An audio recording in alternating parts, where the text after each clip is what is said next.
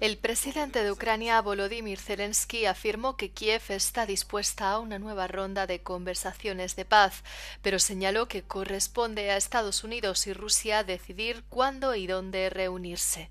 El líder ucraniano indicó que Washington había propuesto reunirse en Estados Unidos la próxima semana, pero que Rusia no quería reunirse allí. Las conversaciones de paz se habían iniciado en los Emiratos Árabes Unidos a principios de este año, pero se suspendieron debido a la guerra de Estados Unidos e Israel contra Irán. Zelensky temía que la escalada del conflicto pudiera desviar la atención de la invasión rusa de Ucrania, y el líder ucraniano ha advertido ahora también de que Irán podría agotar las reservas de defensa aérea de las que depende Ucrania para contrarrestar los ataques rusos. Mientras tanto, Rusia sigue lanzando ataques casi a diario contra Ucrania. El domingo por la mañana se registraron nuevos ataques iraníes en toda la región del Golfo, un día después de que Estados Unidos atacara la isla de Karg, vital para las exportaciones petroleras de Irán, amenazando de esta manera toda la infraestructura. Irán acusó a Estados Unidos de utilizar puertos de los Emiratos Árabes Unidos para lanzar los ataques, amenazando por primera vez los activos no estadounidenses de un país vecino. Los Emiratos Árabes Unidos, Bahrein y Arabia Saudí informaron de que el domingo se había lanzado drones y misiles contra sus países. Mientras tanto, el presidente estadounidense Donald Trump dijo que esperaba que los aliados enviaran buques de guerra para proteger el estrecho de Hormuz. En respuesta, el Reino Unido afirmó que estaba debatiendo con los aliados una serie de opciones para garantizar la seguridad de la navegación. Al mismo tiempo, durante la noche se escucharon ataques aéreos sobre Israel e Irán, mientras ambos países continúan intercambiando ataques. Además, se informó de enfrentamientos directos entre Israel y Hezbollah en el Líbano. The UAE is now entering the second week of a conflict it did not initiate, facing daily attacks while trying to stop the crisis from spiralling into a wider regional war. I spoke with Lana Nasebi, the UAE Minister of State at the Ministry of Foreign Affairs and its former ambassador to the United Nations, about the country's response to those attacks, where its red lines are, and how the country is working to protect itself under daily missile attack. We've had an incredibly challenging 14 days. We're 2 weeks into this conflict that, as you said, we did not want to be drawn into. In fact, we were very engaged in diplomatic efforts prior to this escalation to try and avoid a conflict in the region. But now that it has happened, I think the UAE has demonstrated 2 or 3 things. First of all, that it prioritizes the protection, the security, and the well-being of its resident and Emirati population. Second, you've seen that our economy is very resilient. So people are back at work. We will have a bounce back in our economy this year. I have no doubt about that. It is a safe place to work and do business. And thirdly, you see that everyone has rallied around the model that is being attacked in the UAE and the Gulf as islands of stability and prosperity. No one is signed up to the model that Iran is propagating with its illegal and unlawful attacks on all the Gulf region, which have been egregious. I think the priority right now is defending the country against these attacks and ensuring it doesn't disrupt normal life. But of course, we have been preparing for various scenarios in a very turbulent region for decades. So these are not new plans. We have had contingency plans in place since prior to this point. In terms of Europe and the partners that are helping, without compromising national security or elements like that, how are you protecting the nation and how are the international partners involved? I think they're coming in because they recognize that UAE interests are in fact global interests. They're, of course, the wider regional stability of Europe and the Eastern Mediterranean is incredibly important. But globally, the Straits of Hormuz, a fifth of the world's energy supplies, passes through that narrow waterway. And this has an impact on not only global energy prices, but global food security and food supplies. The UN has estimated that there's been an 18% increase in their ability to give aid to those most in need in terms of food insecurity, for example, as a result of this. So Iran must not be allowed to hold the global economy hostage by its rogue state behavior. Is there a red line in all of this?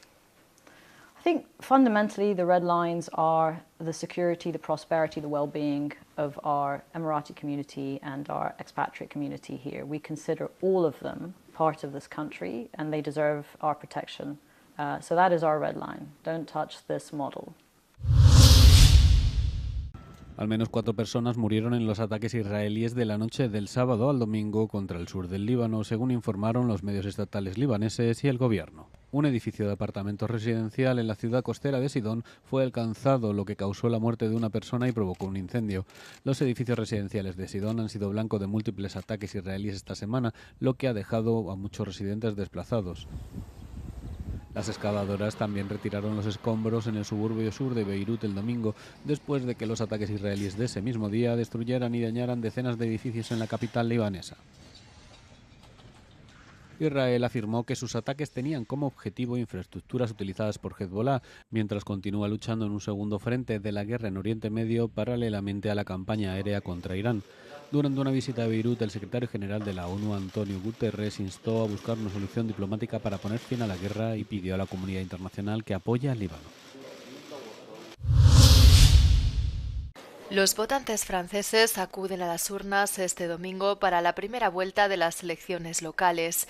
48,7 millones de votantes están llamados a emitir su voto en unos 35.000 municipios, desde pequeñas aldeas rurales hasta grandes ciudades. Centrada en gran medida en las preocupaciones de la ciudadanía, la votación será una prueba para los partidos antes de las elecciones presidenciales del año que viene para elegir al sucesor del presidente Emmanuel Macron. La participación electoral será uno de los indicadores clave de estas elecciones locales. Las tasas de abstención se analizarán de cerca como un posible signo de fatiga democrática. El partido del presidente Macron sigue teniendo dificultades para establecer una presencia local sólida en todo el país. La extrema derecha de Agrupación Nacional espera obtener nuevos avances a nivel local. En París se prevé que la carrera para suceder a la alcaldesa saliente, Anne Hidalgo, sea especialmente reñida. El presidente de Polonia, Karol Nawrocki, ha vetado el proyecto de ley que habría permitido a su país acceder a casi 44.000 millones de euros en préstamos de la Unión Europea para su defensa. La medida aviva su enfrentamiento con el gobierno del primer ministro Donald Tusk sobre cómo financiar el gasto en defensa del país. El proyecto de ley habría permitido a Varsovia acceder a fondos europeos a través del programa SAFE, dotado con 150.000 millones de euros y que tiene como objetivo el reforzar la industria de defensa europea. La coalición pre-europea de Tusk argumenta que los préstamos acelerarían la modernización militar de Polonia. Nawrocki, alineado con la oposición conservadora, sostiene que recurrir a los préstamos de la UE aumentaría la dependencia de Varsovia respecto a Bruselas. En su lugar, ha propuesto utilizar recursos nacionales para financiar la inversión en defensa. O él o Volodymyr Zelensky formarán el gobierno en Hungría tras las elecciones de abril, afirmó Viktor Orbán en la plaza principal de Budapest con motivo de la fiesta nacional del país. Ucrania ocupó un lugar destacado en su discurso y en un momento dado incluso se dirigió al pueblo ucraniano. Látjátok, ukránok! Látod, Zelensky! Ez itt a magyarok 1000 éves álama. És ti azt hiszitek, hogy olajblokkáddal, zsarolással, a vezetőink fenyegetésével ránk tudtok ijeszteni. Legyen eszetek, és ezt hagyjátok abba. Antes del discurso también se celebró una concentración denominada Marcha por la Paz.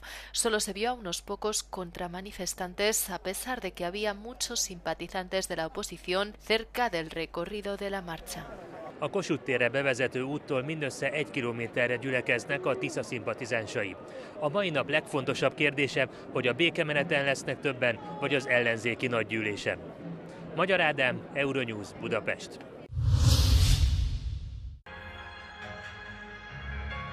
Hungría forma parte de la Comunidad Europea, de la Unión Europea y de la OTAN, subrayó en su discurso el presidente de la principal fuerza de la oposición húngara, Péter Magyar. La marcha nacional festiva del partido TISZA llenó la grandiosa avenida de Budapest a medida que avanzaba hacia la Plaza de los Héroes. Magyarok vagyunk Európában. Magyarok vagyunk, akik békében akarnak élni. Magyarként elutasítjuk a háborút és az erőszakot. Átadjuk a múltnak a félelemkeltést és a háborús uszítást. Nem félünk, megtanultuk az őseink. Péter Magyar tildó de traidor al primer ministro Viktor Orbán, quien, según sus propias palabras, no ha elevado a nuestro país, sino que lo ha convertido en el más pobre de la Unión Europea. También evocó el recuerdo de la Revolución de 1848, afirmando que la libertad, cuando existe, pasa desapercibida, pero su ausencia mata.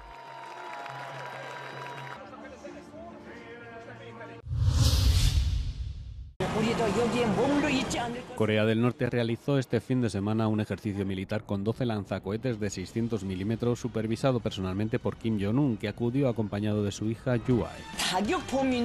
Los cohetes impactaron en un objetivo marino situado a más de 364 kilómetros de distancia en el Mar del Este, lo que Pyongyang describió como precisión total.